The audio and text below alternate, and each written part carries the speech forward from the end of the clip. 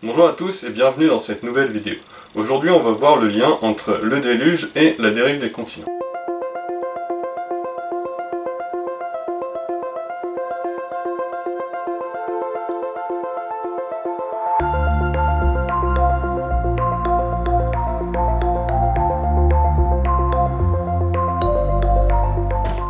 Je vais faire un récapitulatif de ce qu'est la dérive des continents, aussi appelée tectonique des plaques.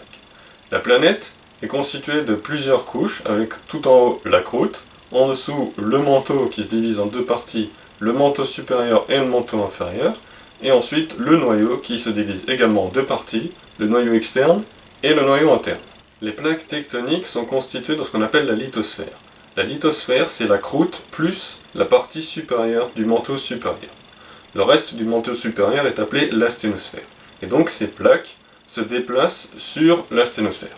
Ces plaques peuvent avoir trois types de mouvements différents. Le premier est l'extension, où deux plaques se séparent l'une de l'autre, et à la jonction entre les deux, il y a des failles qui se forment et qui permettent au menton de remonter et de former de la nouvelle croûte.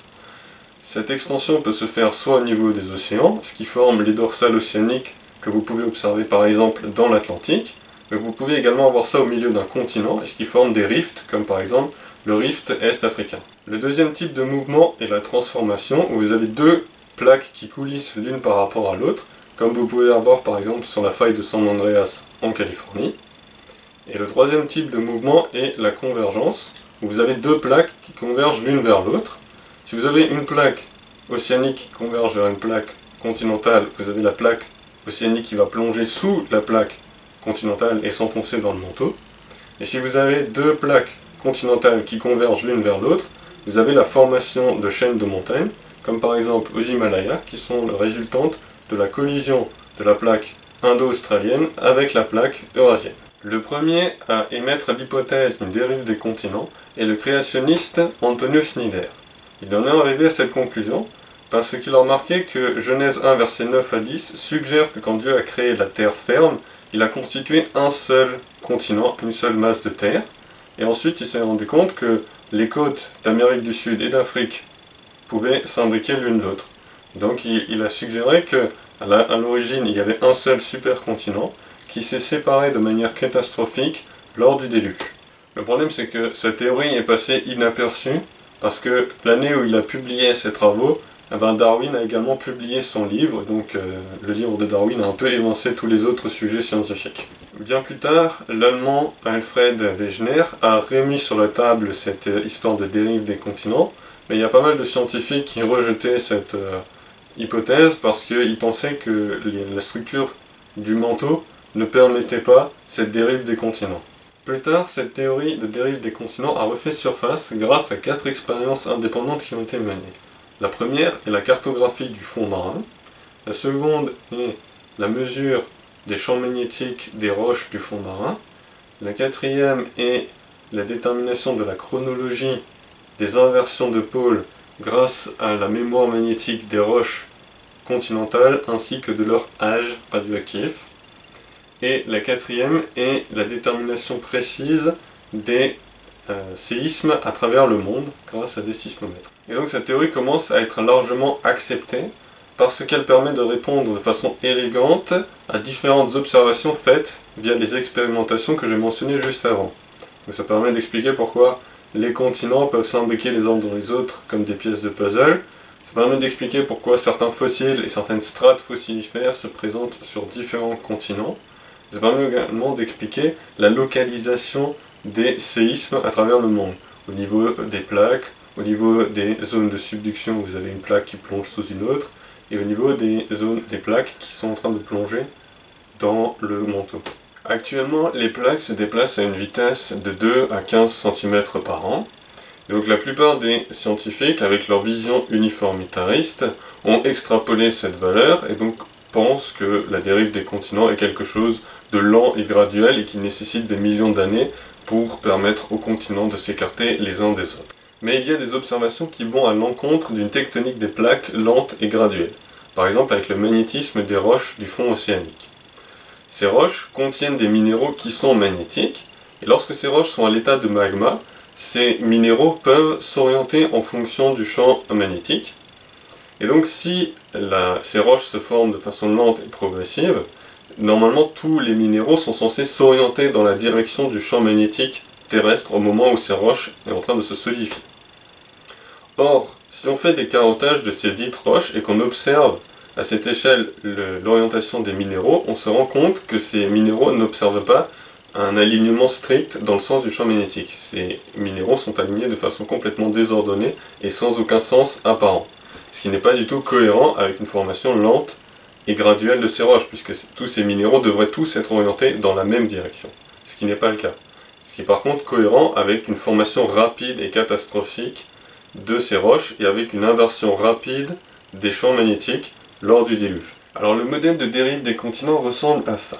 À l'origine, vous aviez un supercontinent, et puis via un événement extérieur, des fissures se sont formées dans le plancher océanique, ce qui a permis aux plaques océaniques de plonger dans le manteau.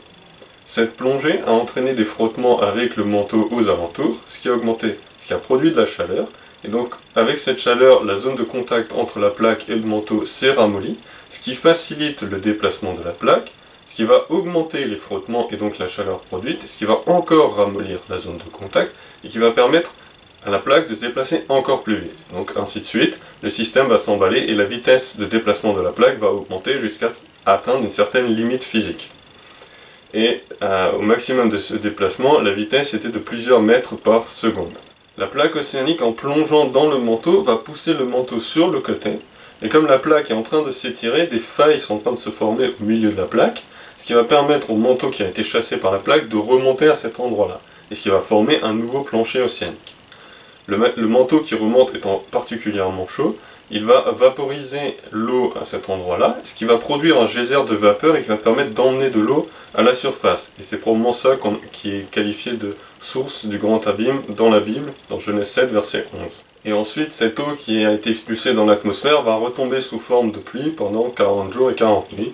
Et c'est ça probablement qui est nommé les écluses des cieux dans la Bible. Le nouveau plancher océanique qui se forme est beaucoup plus chaud que le précédent.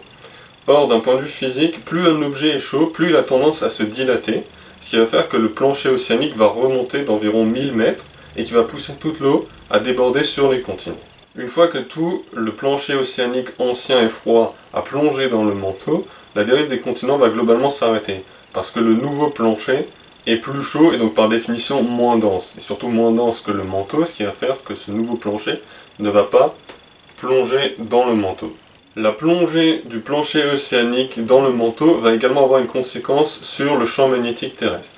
Parce que ce plancher océanique est beaucoup plus froid que le manteau, il va donc refroidir le manteau, surtout à l'interface entre le manteau et le noyau, ce qui va augmenter les mouvements de convection et donc de déperdition de chaleur dans le manteau, dans le noyau externe, et comme le noyau externe est la source du champ magnétique terrestre, ceci va affecter le champ magnétique terrestre et ce qui est responsable de son inversion rapide pendant le déluge. La tectonique des plaques est également responsable de la fin du déluge, parce que vers la fin de la dérive des continents, les continents vont rentrer en collision les uns avec les autres, ce qui va générer des montagnes, donc pousser l'eau. En même temps, le plancher océanique va se refroidir, ce qui va l'affaisser, et donc l'eau va commencer à converger vers les océans, ce qui va alléger les continents, puisqu'il y aura moins d'eau dessus, donc ils vont remonter, et ça va alourdir le plancher océanique à cause de la quantité supplémentaire d'eau, et qui va du coup enfoncer encore plus l'océan, et donc du coup qui va entraîner progressivement l'eau à quitter les continents et à rejoindre l'océan. Au final, vous avez un magnifique modèle qui a l'avantage de pouvoir expliquer tout ce que le modèle lent et graduel peut expliquer, et en plus, il peut expliquer tout ce que le modèle lent et graduel ne peut pas expliquer. Et en plus, ce modèle catastrophique permet de respecter la chronologie biblique, puisque d'un point de vue de la Bible, la Terre est vieille d'environ 6000 ans, et donc on n'a pas des millions d'années pour permettre aux continents de s'écarter les uns des autres. Voilà, c'est tout pour aujourd'hui. J'espère que cette vidéo vous a plu. Si c'est le cas, n'hésitez pas à laisser un pouce bleu et à partager la vidéo. Si vous avez des remarques ou des questions, n'hésitez pas à les laisser dans les commentaires sous la vidéo. Sur ce, je vous souhaite une bonne journée.